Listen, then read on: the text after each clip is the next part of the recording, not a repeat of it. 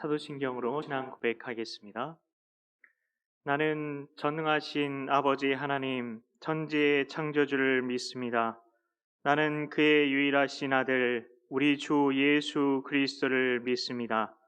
그는 성령으로 잉태되어 동정녀 마리아에게서 나시고 본디오 빌라도에게 고난을 받아 십자가에 못 박혀 죽으시고 장사된 지 사흘 만에 죽은 자 가운데서 다시 살아나셨으며 하늘에 오르시어 전능하신 아버지 하나님 우편에 앉아 계시다가 거기로부터 살아있는 자와 죽은 자를 심판하러 오십니다.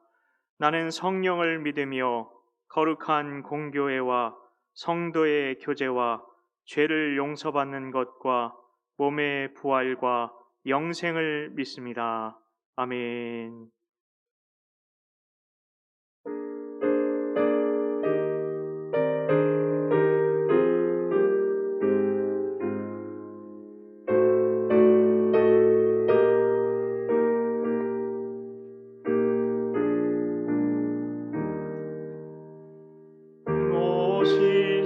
신실하신 주의 아버지여, 늘 함께 계시니 두려움없네.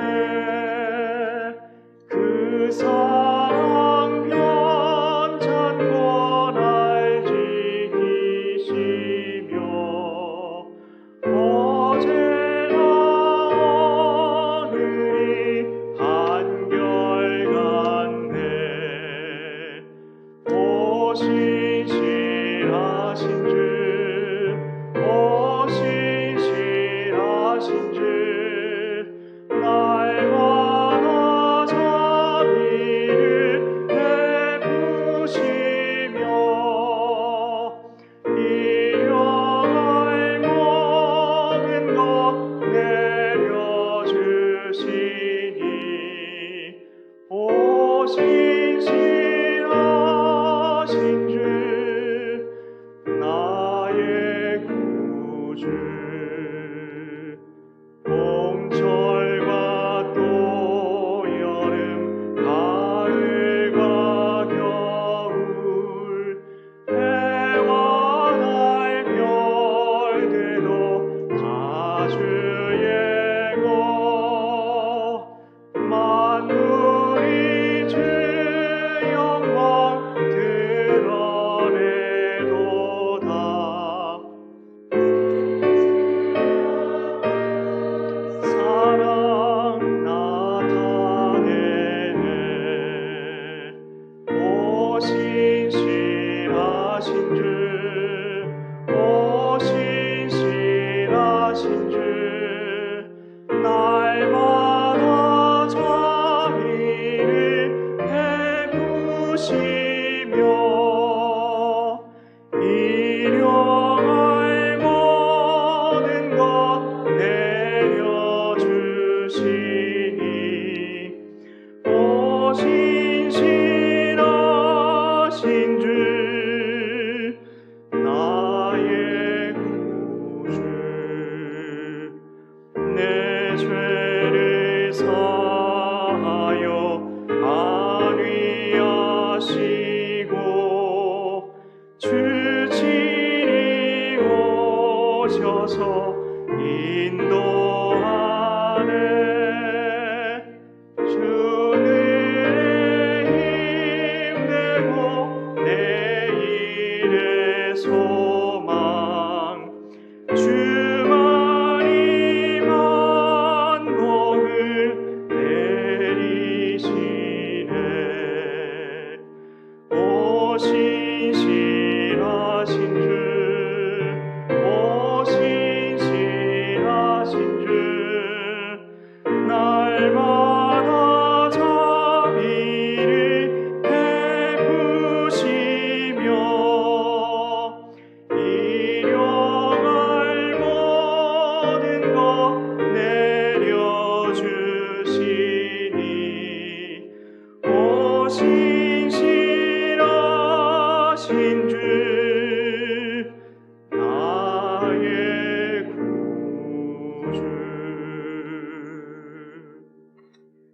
김양숙 집사님 나오셔서 우리를 위해서 대표로 기도해 주시겠습니다.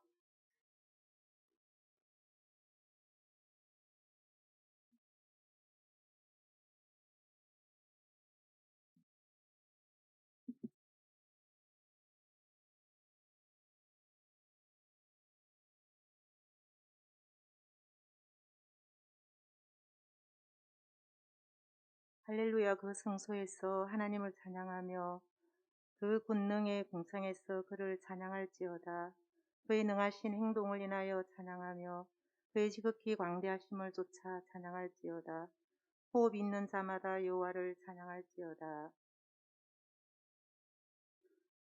나면서부터 죄인된 저희를 택하시고 불러주시고 자녀 삼으셔서 이 예배의 자리까지 오게 하심을 감사드립니다. 지금도 여전히 죄 가운데 있지만 어렵다 칭하셔서 구원의 반열에 있게 하심을 감사드립니다. 십자가로 후속하시고 보혈의 피를 믿게 하시며 우리 주님 부활하신 것처럼 저희도 사망에서 벗어나 생명의 부활로 주님 앞에 서게 될 줄을 믿습니다. 앞서가신 믿음의 선진들을 쫓아 범사의 양심을 따라 행하게 하시고 순간순간 주님 주시는 말씀 붙들고 흔들리지 않는 믿음으로 살아가게 하옵소서. 말씀 중심, 기도 중심, 교회 중심으로 나아가는 신앙 갖기를 원합니다. 매 시간 목사님을 통하여 또 각자의 처소에서 성경을 상고함으로 주시는 말씀들이 에디오피아 내시가 빌립을 통하여 귀가 열리고 눈이 띄어진 것처럼 듣는 저희에게도 열려지고 깨달아지는 은혜가 있기를 간절히 소원합니다. 그리하여 구원의 확신이 생기고 연약한 믿음이 담대함을 얻는 기적이 날마다 일어나게 하옵소서. 예중의 모든 일꾼들 각자 맡은 본분을 최선을 다해 감당하며 작은 것에서부터 감사가 넘치고 믿음이 성장되며 하나님 기뻐하시는 선한 청지기가 다 되기를 간절히 소원합니다. 비전 4.17을 붙들고 기도합니다. 이 목표가 사람의 영광이 아니라 하나님께만 영광이 되는 성취가 일어날 수 있도록 도와주시옵소서. 오늘도 예배 가운데 말씀 받기를 원합니다. 말씀 전하시는 목사님 강건케 하시고 오직 성령으로 붙들어 주시옵소서. 주시는 말씀이 듣는 저희들에게는 심령에는 은혜의 단비가 되고 각자의 마음밭에 따라 100배, 60배, 30배 결실되는 축복의 시간이 되게 하옵소서. 서로를 사랑하며 격려하고 서로를 세워주는 모든 성도들 되기를 간절히 원하며 예수님의 이름으로 기도드립니다. 아멘.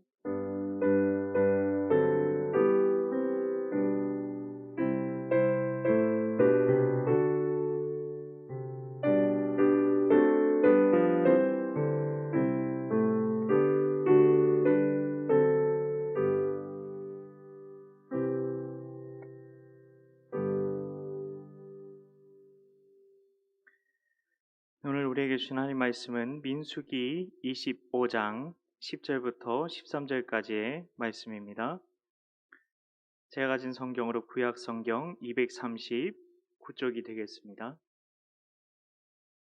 민수기 25장 10절부터 13절까지의 말씀입니다. 네, 한 목소리로 우리 합독하도록 하겠습니다. 여호와께서 모세에게 말씀하여 이르시되 제사장 아론의 손자 엘르아살의 아들 비느하스가 내 질투심으로 질투하여 이스라엘 자손 중에서 내 노를 돌이켜서 내 질투심으로 그들을 소멸하지 않게 하였도다.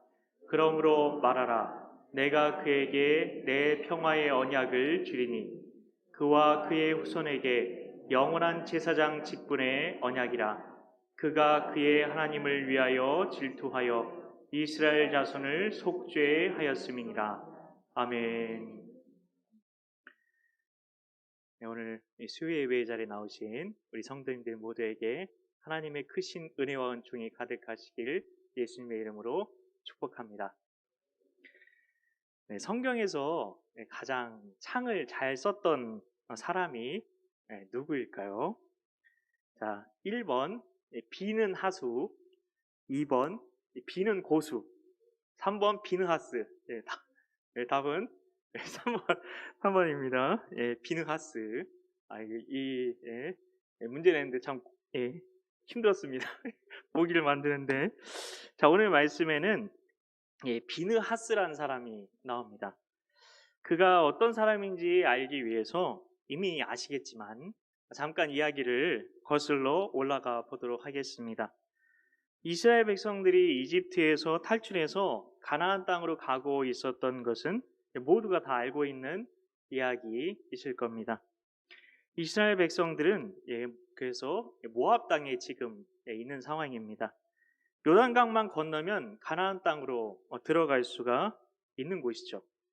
그런데 이 이스라엘 백성들을 두려워한 왕이 있었는데요.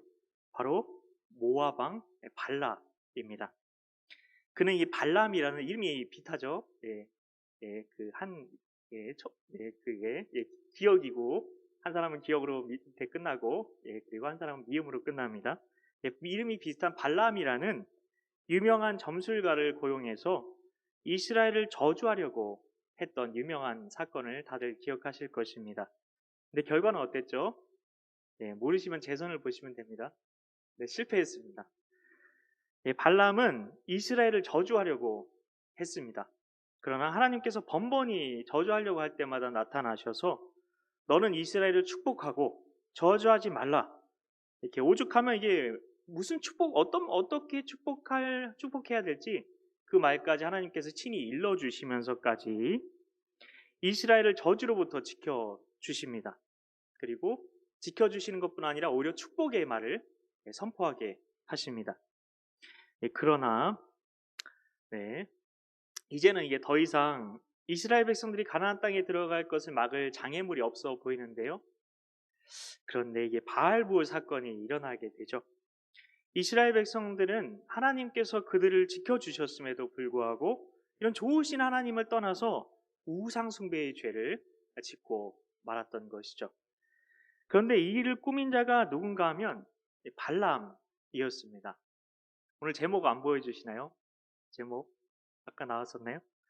이 발람이 모압 왕 이 발락을 이렇게 따라온 것은 돈을 많이 준다고 해가지고 한 자리 또 준다고 해서 그렇게 했던 것입니다. 그런데 이 발락이 시키는 대로 저주를 안 했으니까 돈은커녕 잘못하다가 이 목숨까지 잃게 될 수도 있는 상황이었을 겁니다.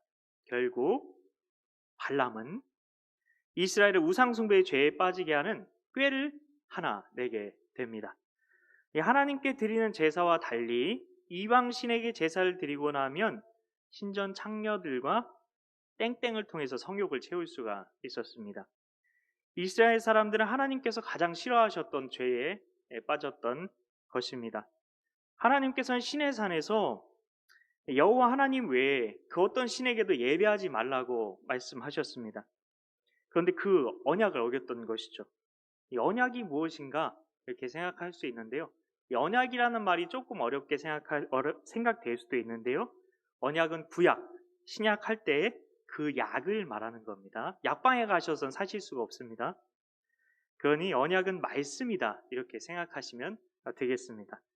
이스라엘 백성들은 하나님의 말씀에 우상숭배하지 말라고 했는데 우상숭배를 저지른 거죠. 하나님께서는 특히 음행을 하지 말라고 하셨습니다. 그런데 그들은 우상숭배와 음행의 죄에 중독되듯이 빠져들어가게 되었던 것입니다. 하나님께서는 이 죄에 대한 해결책을 내놓으시는데요. 그게 무엇이었나요? 민수기 25장 4절 말씀을 제가 읽어드리겠습니다. 여호와께서 모세에게 이르시되 백성의 수령들을 잡아 태양을 향하여 여호와 앞에 목매어 달라. 그리하면 여호와의 진노가 이스라엘에게서 떠나리라. 하나님께서는 수령들, 수령하니까 북한의 아와이 수령 이런 거 생각하시면 안 되고요. 지도자 생각하시면 됩니다. 하나님께서는 지도자들 다 목매에 달아라 이렇게 말씀하셨는데요. 그래서 야고보서 3장 1절에 보면요. 같이 한번 말씀 읽어보겠습니다. 내 형제들아 너희는 선생된 우리가 더 큰 심판을 받을 줄 알고 선생이 많이 되지 말라. 그래서 이렇게 말씀하신 겁니다. 그래서 영적인 지도자의 책임이 굉장히 큰 것이죠. 교회의 영적인 지도자들은 그래서 누가 죄를 짓는 것을 볼 때 그냥 두면 안 됩니다. 어떻게 해서든지 그 죄악이 퍼지는 것을 막아야 합니다. 우리는 침묵이 사랑이다 그렇게 생각할 수 있는데요. 그게 덮어주는 거라고 생각하니까요. 사랑은 덮어주는 거야. 네, 그런 게 우리가 사랑에 대해서 생각하고 있는 보편적인 생각인데요. 근데 성경은 분명히 말하고 있습니다. 마태복음 18장 15절부터 17절 말씀해 보시면 형제가 죄를 저지른 걸 보면 먼저는 혼자서 그 사람에게 가서 죄를 버리라 말하고, 그래도 한다면 한두 사람을 더 데리고 가서 말하고, 그래도 안 되면 교회에게 말하고. 우리는 이게 망신 주는 거 생각해가지고 생각할 수도 없는 일인데 교회에 말하랍니다. 온 성도들 다 말하라는 거죠. 그래도 안 되면 교회에서 내보내라. 네, 이렇게 말하고 있습니다. 어떻게 해서든 죄가 퍼지지 않게 막을 책임이 지도자들에게 있다는 것입니다. 그래서 옛날에는 이렇게 실제 출교 조치도 이렇게 실제로 이루어졌다고 합니다. 이 죄에 대한 침묵은 공동체를 무너뜨립니다. 하나님이 백성의 지도자들 다 처형하라고 하시자 백성들은 다 지금 울고만 있습니다. 그런데 이런 상황에도 자기 정욕을 채우려고 한 뻔뻔스러운 이스라엘 남자가 미디안 여인을 데리고 자기 집으로 들어가는 겁니다. 분명 그는 이 말씀 들었겠죠. 그런데도 그는 하나님의 말씀을 무시했습니다. 멸시했습니다. 그런데 아무도 나서지 않습니다. 그때 한 사람이 등장합니다. 바로 오늘의 주인공 비느하스. 비는 고스도 아니라 비느하스. 그는 제사장이었습니다. 성경은 우리를 무엇이라고 부릅니까? 베드로 전서 2장 9절 말씀을 같이 한번 봉독해 보겠습니다. 그러나 너희는 택하신 족속이요 왕같은 제사장들이요 거룩한 나라요 그의 소유가 된 백성이니 이는 너희를 어두운 데서 불러내어 그의 기이한 빛에 들어가게 하신 이의 아름다운 덕을 선포하게 하려 하심이라. 아멘. 예, 우리도 제사장이라는 거죠. 그러니 이 비느하스의 이야기는 곧 우리의 이야기인 것입니다. 나는 영적인 지도자가 아닌데요, 이렇게 생각하실 수 있겠지만 우리 모두가 실은 지도자입니다. 교회학교 선생님들은 아이들을 맡은 영적인 지도자고요. 찬양대원 어떻습니까? 앞에서 하나님께 올려드리는 찬양을 이끌어가는 지도자들입니다. 나는 그냥 성도인데요, 직분도 성도예요 라고 생각하실 수 있지만 성도라는 말은 교회에 나온 지 얼마 안 된 사람들을 가리키는 말이 아닌 거죠. 우리 모두가 다 성도입니다. 지금 이 자리에서 설교하고 있는 저도 성도입니다. 성도라는 말은 거룩할 성무리도, 거룩한 무리라는 뜻인데요. 우리 모두는 예수님의 보혈의 은혜로 나는 안 거룩한데, 나는 여전히 온전히 하나님을 기쁘시게 하지도 못하고 살아가는데 하나님께서 너는 거룩한 자야 라고 불러주시는 사람들이 바로 성도라는 것이죠. 단지 차이가 있다면 직분이 다르고 신앙을 얼마나 오래 했느냐, 그리고 신앙이 얼마나 깊으냐 그렇지 못하느냐 정도의 차이일 뿐입니다. 그런데 성도 중에 그러면 초신자 있잖아요. 초신자는 지도자가 아닐까요? 아닙니다. 초신자들끼리 서로가 서로의 신앙을 이끌어준다면 지도자라고 볼 수도 있겠죠. 그리고 신앙이 뜨거운 사람은 오래 믿은 사람 중에 많을까요? 이제 갓 예수님을 믿은 사람 중에 많을까요? 이제 갓 예수님을 믿은 사람 중에 많이 있습니다. 그래서 하나님께서는 에베소 교회에 너희가 처음 사랑을 버렸다 말씀을 하셨습니다. 처음 사랑, 처음 믿을 때 그 사랑 얘기하는 거죠. 예수님을 처음 믿은 분은 그 첫사랑 때문에 정말 뜨겁게 신앙생활을 하십니다. 그런 모습을 보면서 기존의 교회를 다니시던 분들도 반성하고 더 열심히 신앙생활을 하게 되는 거죠. 그렇기 때문에 우리 모두는 서로가 서로를 이끌어주는 영적인 지도자들인 것입니다. 우리 모두가 서로의 신앙에 대해서 책임이 있다는 거죠. 하나님께서 지금 이스라엘의 우상 숭배와 음행의 죄에 대해서 진노하고 계신데요, 또 그 죄를 저지르려고 하는 사람을 봤는데 그들은 아무것도 하지 않고 있었습니다. 그때 비느하스란 제사장은 어떻게 했을까요? 민수기 25장 7절 8절 말씀을 함께 읽어보겠습니다. 제사장 아론의 손자 엘르아살의 아들 비느하스가 보고 회중 가운데에서 일어나 손에 창을 들고 그 이스라엘 남자를 따라 그의 막사에 들어가 이스라엘 남자와 그 여인의 배를 꿰뚫어서 두 사람을 죽이니 연병이 이스라엘 자손에게서 그쳤더라. 아멘. 비나스는 즉시 창을 들고 그 남자의 집에 따라 들어가서 배를 꿰뚫어서 그 남녀를 죽이고 맙니다. 우리는 어떻게 하나님께서 그러실 수 있을까? 그래도 용서해줘야 되는 거 아니야?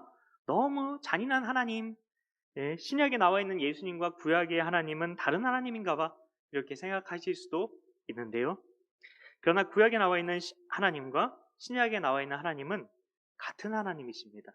왜냐하면 하나님은 어제나 오늘이나 영원히 동일하신 하나님이시기 때문입니다.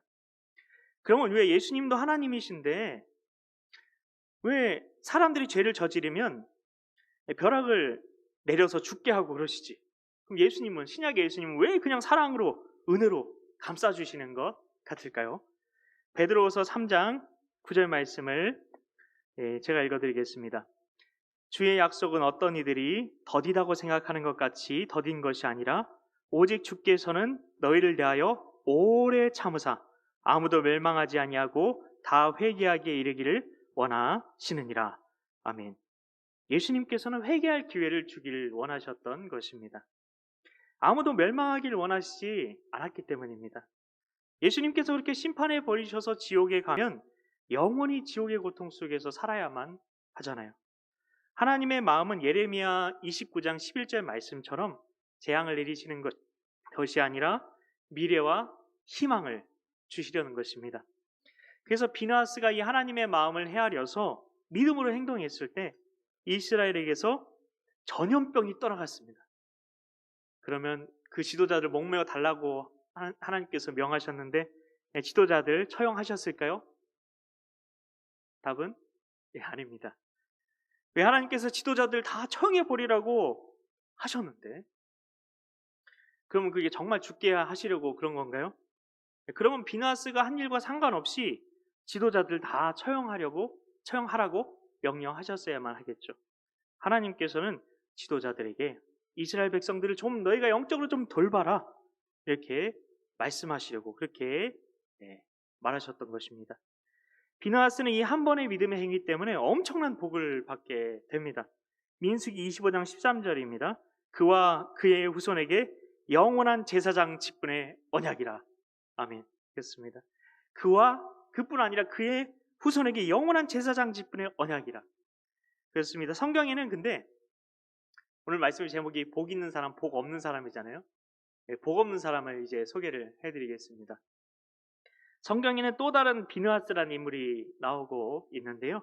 바로 사무엘상 1장 3절에 보시면 엘리의 두 아들 홈니와 비느하스. 둘째 아들 이름이 하필 비느하스입니다. 그는 앞에서 소개했던 비느하스와 이름은 같습니다. 그도 제사장이었죠. 똑같이. 그러나 신앙이 전혀 달랐다는 것입니다. 그는 제사를 드리러 온 사람들의 제물에 함부로 손을 댔습니다. 물론 제사 중에 화목제라는 제사에 바친 고기는 제사장과 제물을 바친 사람 모두가 나눠 먹을 수가 있어야 했습니다. 그리고 제사장은 이 제사법에 보면 제물의 가슴과 오른쪽 넓적다리를 먹을 수 있었고요. 나머지는 제물을 바친 사람에게 나누어 주어야 했습니다. 그런데 이 홈리와 비느하스는 어떻게 했냐면 갈고리에 이렇게 딱 걸려서 나오는 건 무조건 내 거 하면서 하나님의 제사를 무시했습니다. 심지어 기름은 다 태우게 돼 있었는데요. 사무엘상 2장 15절에 보면은 기름을 태우기도 전에 날고기를 자기들의 몫으로 챙겼습니다. 기름을 태우지 않았다는 것은 어떤 거냐면요. 우리가 음식 먹을 때 어른이 먼저 숟가락 뜨셔야 예의잖아요. 그런 것처럼 하나님께서 먼저 드시게 해야 되는데 자기 배만 채우려고 했다는 거죠. 심지어 그들은 이방신을 섬기는 사람들과 똑같이 하나님의 성전에서 섬기는 여인들과 음행을 저지르기도 했습니다. 결국 그들은 하나님의 심판을 받게 되죠. 이름은 똑같은데 어떤 사람은 복을 받고 어떤 사람은 왜 복을 받지 못한 것일까요? 무엇이 이런 차이를 가져온 것일까요? 민수기 25장의 복받은 비느하스의 이야기로 돌아가 보겠습니다. 11절에 보시면요.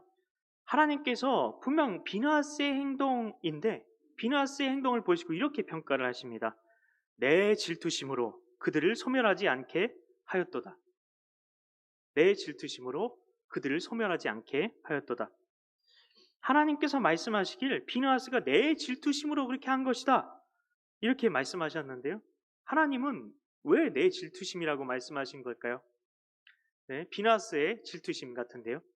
갈라디아서 2장 20절에서 우리는 그 비밀을 찾아볼 수가 있는데요. 갈라디아서 2장 20절 말씀을 같이 한번 우리 읽어 보겠습니다. 내가 그리스도와 함께 십자가에 못 박혔나니 그런즉 이제는 내가 사는 것이 아니오 오직 내 안에 그리스도께서 사시는 것이라.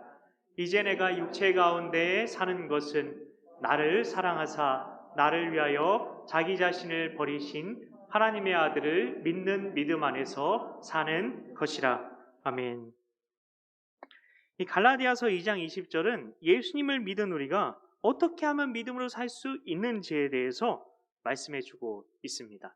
아주 중요한 말씀이죠. 사도 바울은 이 믿음의 비밀을 갈라디아서 2장 20절 마지막 부분에 숨겨두고 있는데요. 어떤 부분이냐면 제가 읽어 드리겠습니다. 하나님을 믿는 믿음 안에서 사는 것이라. 뭐 그냥 읽어보면 뭐 대단한 말씀인가? 뭐 하나님 잘 믿으라는 얘기지 이렇게 생각할 수도 있는데요. 여기서 하나님을 믿는 믿음은 원래 성경이 신약 성경이 어떤 말로 쓰여졌죠? 옛날에 살던 그리스인들이 쓰던 말로 써져 있었습니다. 그런데 우리말로 바꿔서 우리말로 성경을 우리가 읽을 수 있게 된 건데요. 그 성경을 영어로 이렇게 바꿔보면 이 부분이 이렇게 되어 있습니다. Faith of God. 네. 우리말로는 하나님의 믿음입니다. 이제 우리가 사는 것은 내 믿음이 아니라 하나님의 믿음으로 살게 된다는 겁니다. 그렇기 때문에 하나님께서는 성경에 비느하스가 내 질투심으로 한 거야 이렇게 말씀해 주신 거죠. 믿음은 하나님의 마음을 헤아려서 행동하는 것입니다. 그러면 하나님의 마음이 어떤지 그럼 어떻게 알 수 있을까? 그에 대한 답이 두 가지가 있는데요. 자, 장로교 최고의 신앙 고백서라고 하는 웨스트민스터 거의 소요리 문답에 보시면 우리가 믿음을 갖게 되는 그 두 가지 수단에 대해서 말해주고 있습니다. 하나는 이게 다들 성경 통도 굉장히 열심히 하고 계신데요. 목사님 최근에 하고 계신 PBS 있잖아요. 그게 성경 읽기인데요. 바로 이 성경 읽기가 첫 번째로 믿음을 갖게 되는 방법이랍니다. 그래서 성경 통독을 강조하는 겁니다. 성경 많이 읽으시면 이 믿음을 가지시게 된다는 것이죠. 다른 두 번째 우리가 믿음을 얻게 되는 수단은 바로 설교입니다. 그래서 우리가 그래서 설교 듣는 이유가 바로 이것입니다. 설교를 통해서 믿음을 갖게 되기 때문인 것이죠. 그래서 강단에 선포되어지는 말씀을 잘 들을 때 우리가 믿음을 갖게 된다는 것입니다. 그래서 믿음 갖기 원하시면 좋은 믿음, 굳건한 믿음 갖기 원하시면 설교 들으러 많이 교회에 나오십시오. 일주일에. 그리고 예수님 당시에 신약 성경이 있었나요? 없었나요? 없었죠. 초대교회 때도 구약 성경을 이렇게 썼습니다. 예수님도 구약 성경을 사용하셨고요. 그래서 예수님도 사도들도 구약 성경을 가지고 신앙생활을 하신 것입니다. 그런데 구약 성경의 핵심이 뭐죠?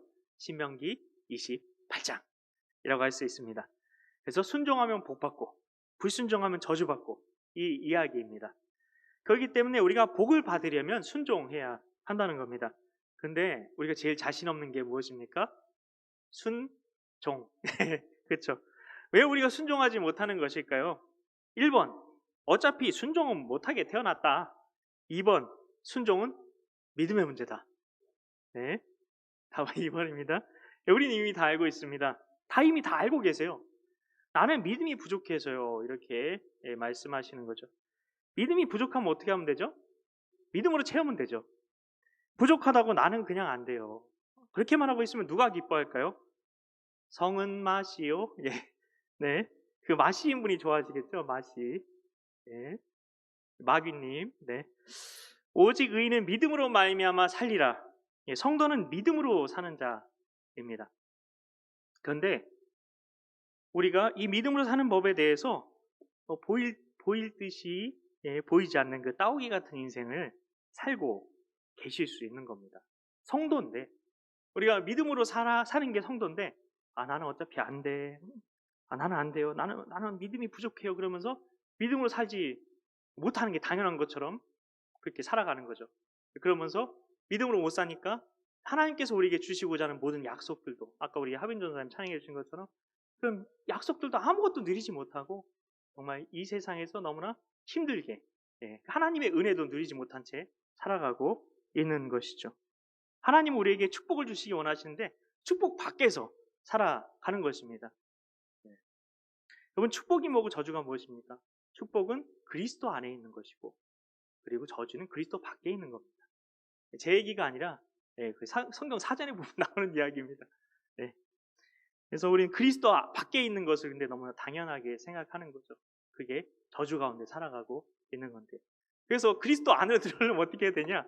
성경 통독과 설교 두 가지가 중요하다는 겁니다. 강단에서 목사님들께서 수없이 외치시죠. 성경 읽으라. 그래서 상도 주잖아요. 부끄러운 겁니다, 솔직히.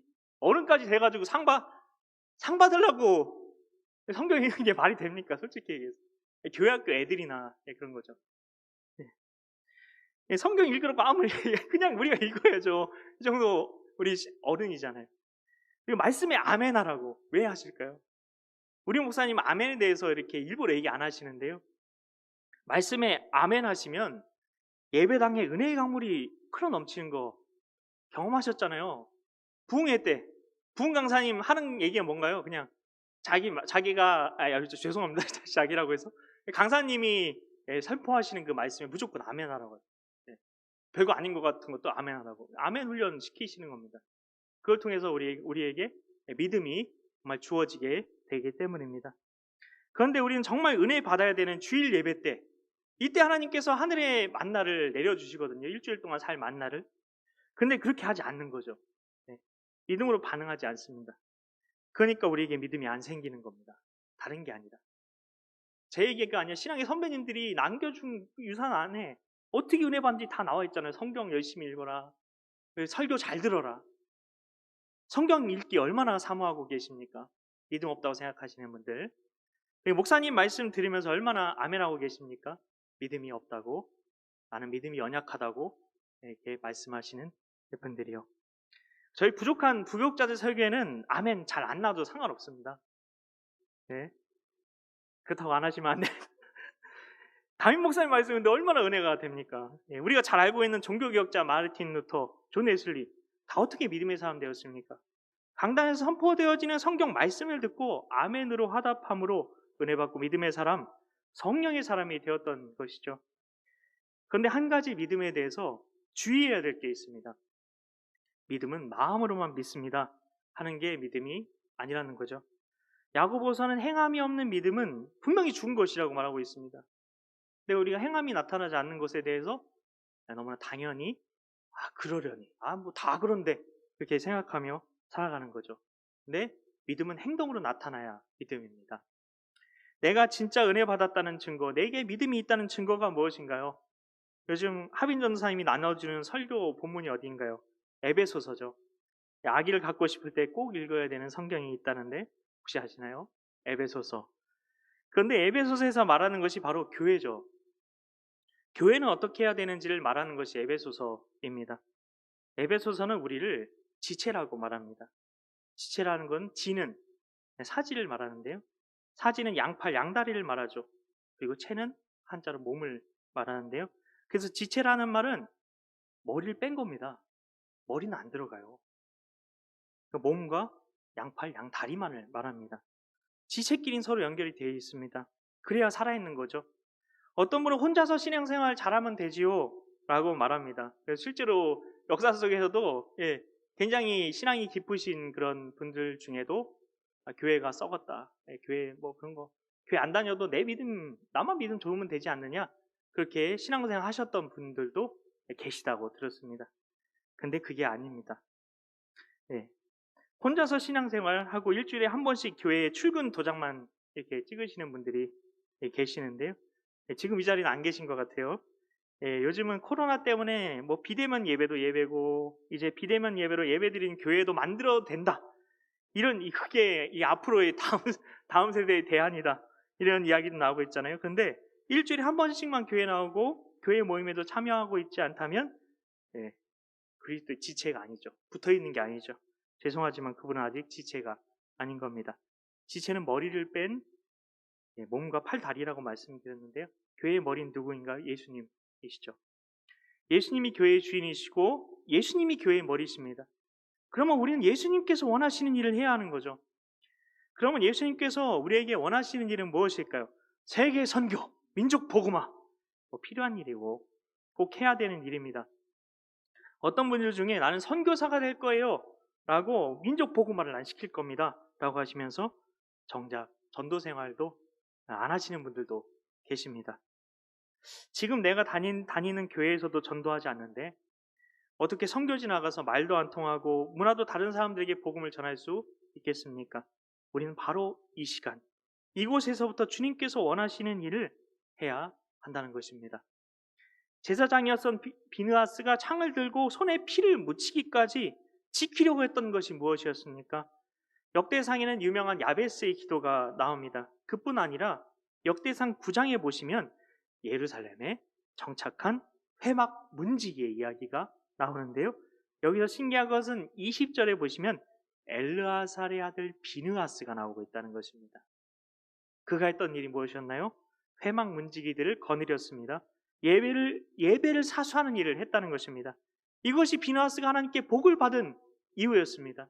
하나님께 예배드리는 그 성막이 더러워지는 것, 그것에 대해서 참을 수 없는 이런 분노가 일어났다는 거죠. 거룩한 분노가요. 주님께서 우리에게 정말 원하시는 일이 무엇일까요? 바로 이 시간, 이곳에서 하나님을 예배하는 것 아닐까요?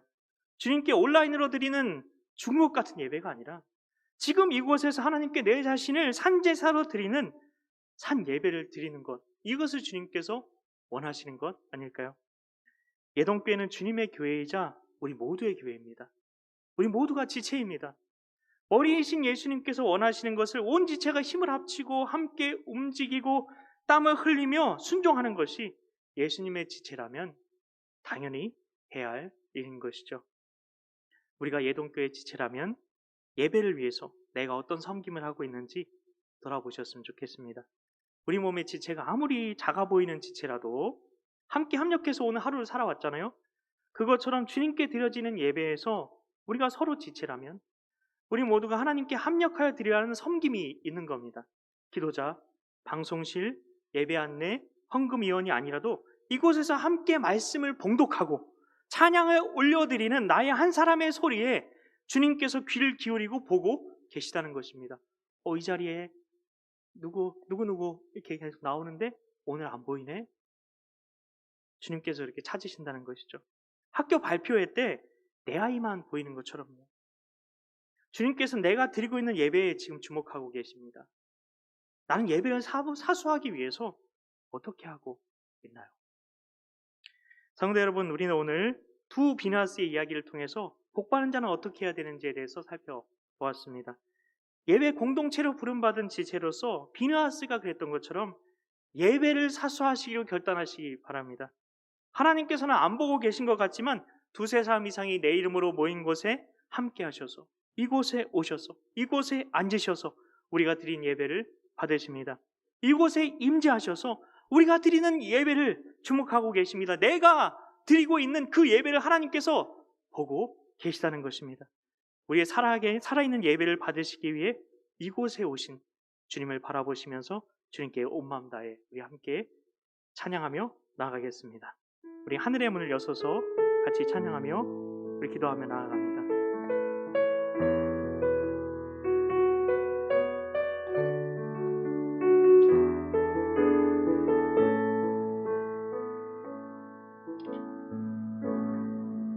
하늘의 문을 여서서 이곳을 주목하소서. 주를 향한 노래가 꺼지지 않으니 하늘을 열고 보소서. 이곳에 임재하소서. 주님을 기다립니다. 기도의 향기가 하늘에 닿으니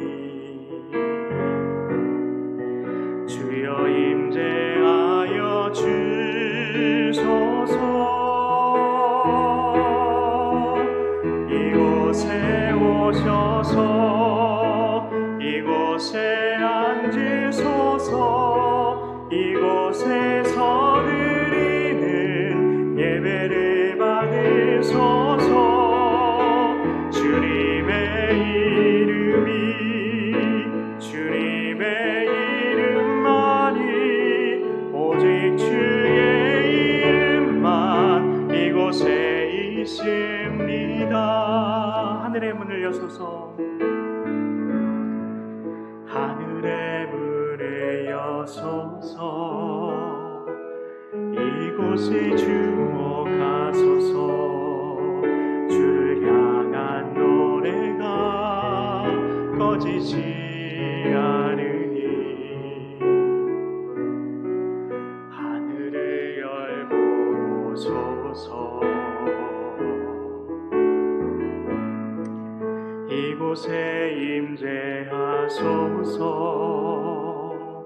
주님을 기다립니다. 기도의 향기가 하늘에 닿으니 주여 임재하여 주소서. 이곳에 오셔서 이곳에 앉으소서. 이곳에서 드리는 예배를 받으소서. 주님의 이름만이 오직 주의 이름만 이곳에 있습니다. 이곳에 오셔서 이곳에 앉으소서. 이곳에서 드리는 예배를 받으소서. 주님의 이름만이 오직 주의 이름만 이곳에 있습니다. 이곳에 오셔서 이곳에 오셔서 이곳에 앉으소서. 이곳에서 드리는 예배를 받으소서. 주님의 이름만이 오직 주의 이름만 이곳에 있습니다. 이곳에 오셔서 이곳에 오셔서 이곳에 앉으소서. 이곳에서 드리는 예배를 받으소서. 주님의 이름만이 오직 주의 이름만 이곳에 있습니다. 우리 한 번 더 고백합니다. 이곳에 오셔서 이곳에 앉으소서. 이곳에서 드리는 예배를 받으소서. 주님의 이름만이 오직 주의 이름만 이곳에 있습니다. 우리 이 시간에 우리 하나님 앞에 기도하실 때에 내가 정말 복받는 자의 길을 걸어가고 있었는지 그렇지 못한 자의 길로 걸어가고 있었는지 이 시간 우리 하나님 앞에서 우리 마음의 태도를 우리 돌아보시면서 우리 같이 기도하며 나아가도록 하겠습니다. 우리 같이 기도합니다. 하나님 아버지 주님, 아버지 저희가 진정으로 하나님 복 있는 자의 아버지 길로 걸어가고 있었습니까? 하나님 아버지 주님, 하나님께서 정말 원하시는 것이 무엇인지, 하나님 우리가 이 예배를 하나님께 드려지는 이 예배를 우리가 얼마나 사모하고 있었는지, 하나님 주님께서 두세 사람 이상이 내 이름으로 모인 곳에 나도 그들 중에 있느니라 말씀하셨습니다. 하나님 우리가 아버지 주님 비록 적은 수가 모여서 예배 드리고 있는 것 같지만 지금 이 자리에 하나님께서 임재하셔서 우리가 드리는 그 예배 하나님께서 지켜보고 계시다는 것입니다. 이 예배를 흠양하고 계시다는 것입니다. 그런데 하나님, 우리가 이 예배 자리에 아버지 주님 나와야 될 사람들이 있습니다. 하나님, 그 사람을 주님께서 지금 찾고 계십니다. 하나님, 우리가 예배, 하나님께서 이 자리에 오시는데 하나님, 우리가 대통령이 만약에 이곳에 온다고 하면 우리가 어떻게 하겠습니까? 하나님, 우리가 하나님에 대해서 우리가 얼마나 하나님을 경외하고 있는지, 하나님께 드려지는 그 예배에 대해서 우리가 얼마나 아버지 하나님 그 예배를 아버지 우리가 경외하고 있는지, 경외함으로 하나님께 올려드리고 있는지, 우리 자신이 드리고 있는 예배의 태도를 돌아보게 하여 주시옵소서. 우리가 정말 하나님께 드려지는 그 예배, 하나님 받으시기 없다는 예배를 올려드릴 때에 하나님께서 우리의 삶 가운데에 복을 내려주시는 것입니다. 아버지 주님, 우리가 그 예배에 하나님께서 드리는 그 예배에 소홀히 하면서 우리가 어떻게 아버지 주님, 아버지 우리가 하나님을 아버지 기쁘시게 하는 아버지 믿음의 삶을 살고 있다고 할 수 있겠습니까? 하나님, 아버지 우리야 더 이상 우리가 신앙의 아버지 주님, 아버지 어린아이 같이 되지 않게 해주시고 장성한 어른으로 우리가 신앙 안에서 아버지 주님 믿음 안에서 성장할 수 있도록 하나님, 아버지 주님 우리를 불쌍히 여겨주셔서 하나님, 담임 목사님을 통해서 선포되어지는 그 말씀을 통해서 하나님, 우리가 아버지 성경을 읽는 가운데에 하나님 우리에게 들을 길을 허락하여 주셔서 진정으로 하나님께서 지금 우리에게 이 한국교회 아버지 나에게 하나님께서 무엇이라 말씀하시는지 하나님 우리가 진정으로 귀 기울일 수 있도록 하나님 우리의 영의 길을 열어주시옵소서. 아버지 주님, 우리가 주님 예배를 소홀히 하게 여기고 아버지 예배를 아버지 주님 하나님께 드린 그 예배에 대해서 우리가 정말 경외함으로 하나님께 진심으로 정성을 다해 예배드리려는 그 마음을 흐트러뜨리려는 아버지가 어떤 아버지 마귀의 아버지 주님 꾀에 우리가 넘어가지 않게 하여 주시옵소서. 이것이 바로 발람의 꾀에 넘어간 이스라엘 백성들과 똑같은 아버지 주님 영적인 현실을 맞이하게 된다는 것입니다.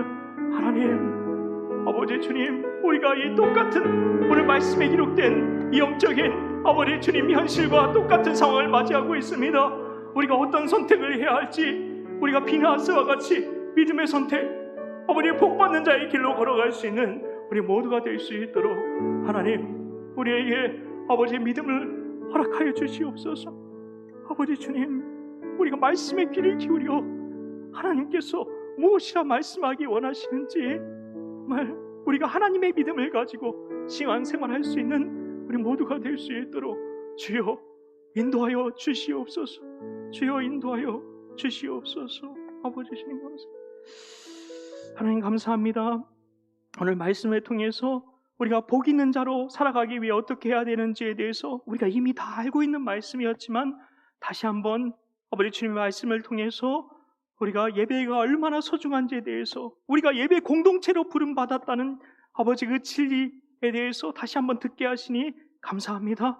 하나님, 우리가 더욱더 아버지 주님 목사님을 통해 선포되어지는 그 말씀에 귀를 기울이게 하여 주시고 하나님 성경 읽을 때에 형식적으로 아버지 주님 성경 읽는 것이 아니라 이 말씀을 통해서 하나님께서 내게 들려주시는 아버지 그 감동에 귀를 기울이고자 하는 마음으로 하나님의 말씀을 경외함으로 그 하나님의 말씀 앞으로 더욱더 가까이 나아가는 우리 되게 하여 주셔서 참된 믿음으로 순종의 길을 걸어가 우리 애동교회가 정말 오늘 하나님께서 2021년에 주신 표처럼 복의 복을 더하시는 그런 한 해 될 수 있도록 하나님 축복하여 주시옵소서.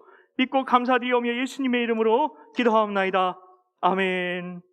하늘에 계신 우리 아버지, 아버지의 이름을 거룩하게 하시며 아버지의 나라가 오게 하시며 아버지의 뜻이 하늘에서와 같이 땅에서도 이루어지게 하소서.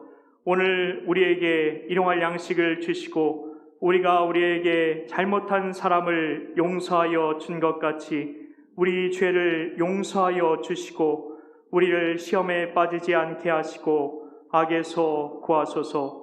나라와 권능과 영광이 영원히 아버지의 것입니다. 아멘.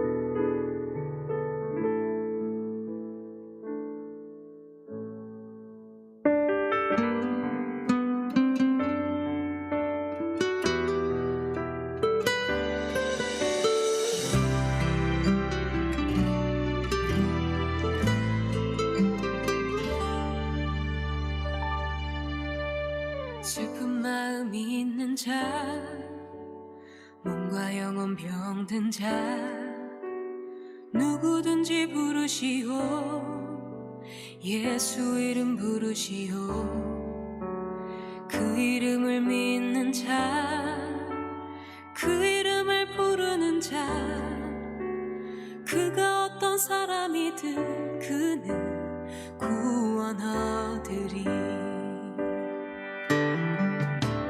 순간 믿는 자 영과 영원